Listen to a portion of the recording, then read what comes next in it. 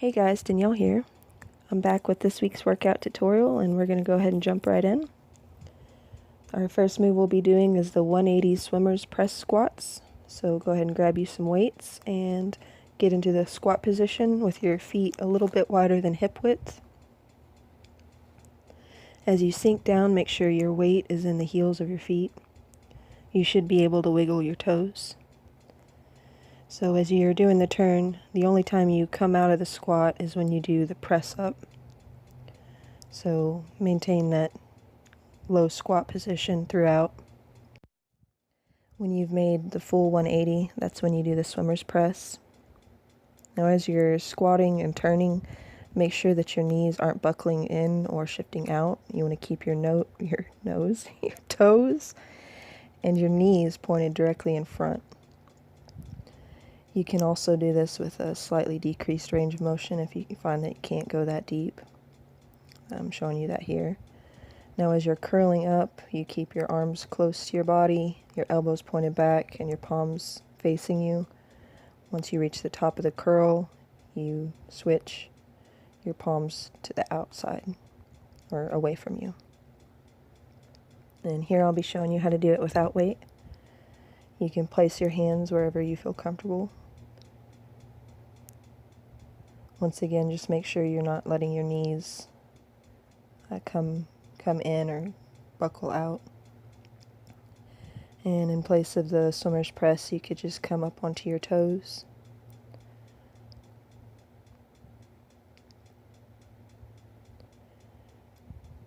And just try to get as low as you can in that squat, keeping your weight in your heels, your back and chest up.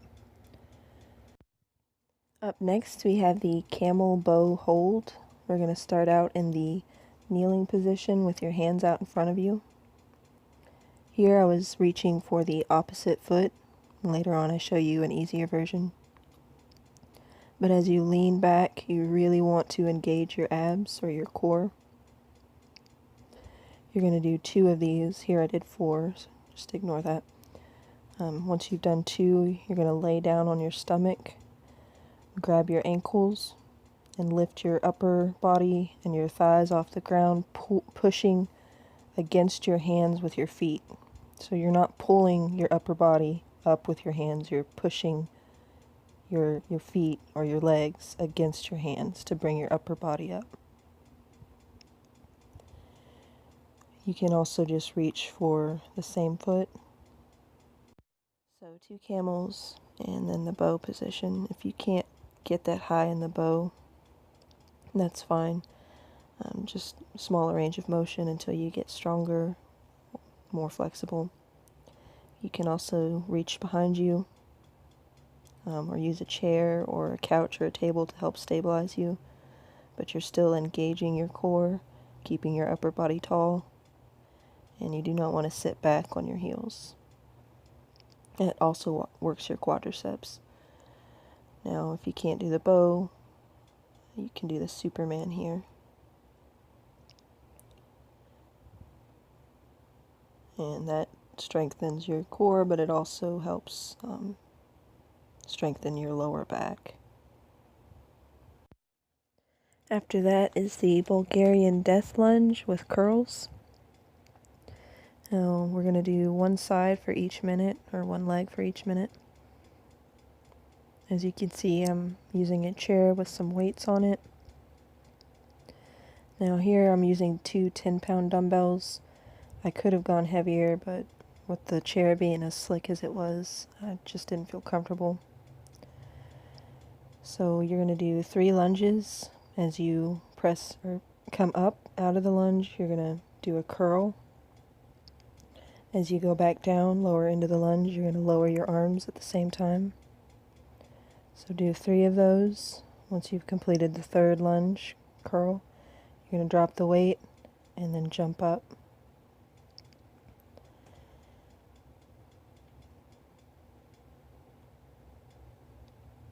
And here I'm just showing you a side view.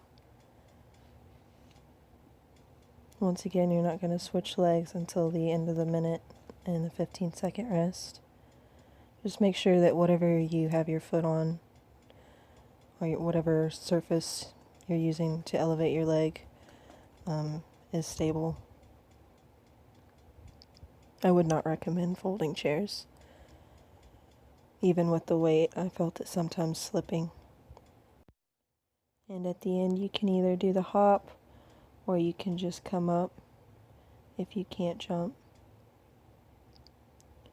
Make sure when you get into the lunge that you bring your standing leg far enough forward so that when you lunge down, your knee does not come over your toe. Now here I'm showing you how to do it without weight.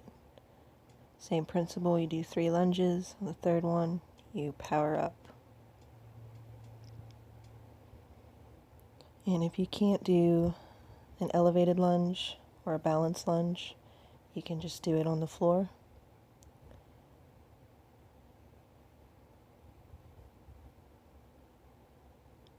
Once again, as you're lunging down, make sure that your knees don't come over your toes. And don't forget the curls. Those first 3, I forgot to do the curls. And then hop up, or you can just continue doing the lunge curls without the hop. You can do it with or without weight. Now this one I kind of messed up. You're not supposed to jump from the top. You want to lunge all the way down and jump, power up from the bottom of the lunge. The next exercise was the bungee jumps. Here I was using 2 chairs. As always, use whatever you have available. And the reason they're called bungee jumps, you jump up onto the chair, turn around, or if you have a box that would be better. But as soon as you land on the floor again, you're going to land in a squat and immediately spring back up onto chair, couch, whatever you're using. And be careful that doesn't happen.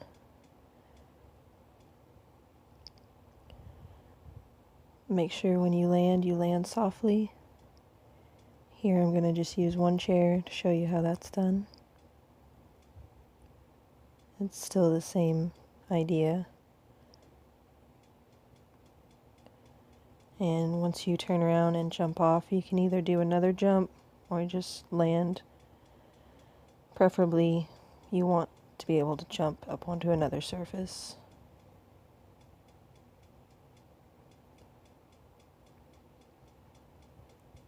And if you can't jump up onto the chair, you can just do a step up, driving your knee up towards your chest. This one is the Lsit. You're going to get in the seated position with your hands slightly in front of your hips and push the ground away, lifting your lower body off the floor. Now I'm still a beginner on this, so I can't quite do it. But if you leave one heel on the ground and lift the other leg, or you can bend one leg, just try as much as you can to lift your butt up and just work on it. It is a work in progress for me. Speaking of, I was on break and I decided to try it on the top step and it worked. So if you have a set of stairs, you could try it. Just make sure that you've got your feet ready to catch you should you fall forward. I wouldn't recommend trying it like this. I thought it might work, but I found that the weights were kind of impeding. I kept falling back onto them. It worked for a second though. After that will be the bicep basketball lunges. You're only going to be using 1 weight here. I was using a 20-pound dumbbell. When you do the lunge, you'll be lunging forward with the same side leg that the weight is on. As you reach the bottom of the lunge, you're going to bring the weight underneath your leg and pass it to the other arm or other hand.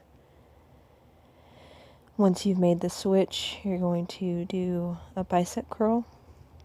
So lunge, switch. You're going to stay in the lunge as you curl up. Once you reach the top of the curl, then you step up. and just keep going back and forth until the end of the minute. If you can't do that, you can also do just a regular walking lunge, or you could even grab 2 light weights and do walking lunges with weights. And here I'm doing it without the middle step. That's a little bit more challenging, or you can make a short step in the middle to kind of reset, get your balance. The next one is the Lsit curls. Oh, yeah, you can also just lunge forward on each leg. If you don't have the space to do walking lunges. This one is the Lsit curls. It's, as its name implies, your back is placed against the wall. You're lowered till your legs are at a 90-degree angle, as if you were actually sitting in a chair. And here I was using 2 15-pound dumbbells. And you're going to stay in that position throughout the whole minute. But you can do this without any weight. It's still very effective with or without weight. And if you need to, you can even come up just a little bit. Excuse me. The next one will be the broad jump rollbacks with the med ball. So here I was using a med ball that weighs 6 pounds. You can do it without a med ball if you don't have that. You could even do it with a light weight or a moderate weight. I prefer a ball because you're not going to smash your chest or anything like that. So you do a broad jump or a jump forward as far as you can, landing in a low squat. As soon as you land in that low squat, you roll back, power up, and then as you reach the top, you push the ball above you. As I said, you can also do this without weight. You're still landing in a low squat, rolling back. You can use your hands to help push you up and jump. And you can, if you can't jump that far, that's fine. Just a small jump, lie back, and use your hands to help you get up. And do a little jump or come up onto your toes. The next move is the Russian twist with a twist. I'm going to grab a weight. I was using a 15-pound. Lean back, bring your legs up off the ground. The higher and straighter you have them, the more challenging. As you do the twist, you're going to twist your body, keeping your back straight. You don't want to hunch over. Keep your back straight and try to bring the dumbbell or the weight to the floor on the outside of your hip. Make sure you're turning your body as well. That'll hit your obliques. And then after you've done 3 of those, you're going to get into the ninja or the ninja jump tuck, where you're sitting on the heels of your feet. And you're going to use momentum. You can use your arms as well to hop up onto your feet directly into a jump tuck. Now that is pretty high impact, so if you can't do that, you can skip the ninja jump, skip that entirely, and just get up into the squat position and do a jump tuck or just hop up. You can make it as low impact as necessary for your individual needs. You can even take away the weight and use your hands. Touch your hands to the floor. Get into the kneeling position, step up, either a small hop or up onto your toes. If you are choosing to do this without weight, then really concentrate on picking up your pace, but don't sacrifice your form. After that is the last move before the bonus. It is the plank curls. You're going to get in the plank position with holding on to 2 weights. I was using 15-pound dumbbells. I placed my hands, I believe, right underneath my shoulders, but my feet, maybe just a little bit wider than shoulder width, but my feet were much wider than shoulder width. And that was just to help keep my hips from shifting. You want to keep your hips parallel to the ground. You don't want to shift up. And you use one arm to curl for 3 repetitions, and then switch to the other side. And you're curling just as if you were standing. And keep your palm towards you or facing you. You can also come onto your knees if you can't hold the plank. Just make sure that you're not snapping down or up. You want to keep this nice, slow and control. You don't want to be snapping your elbow joints.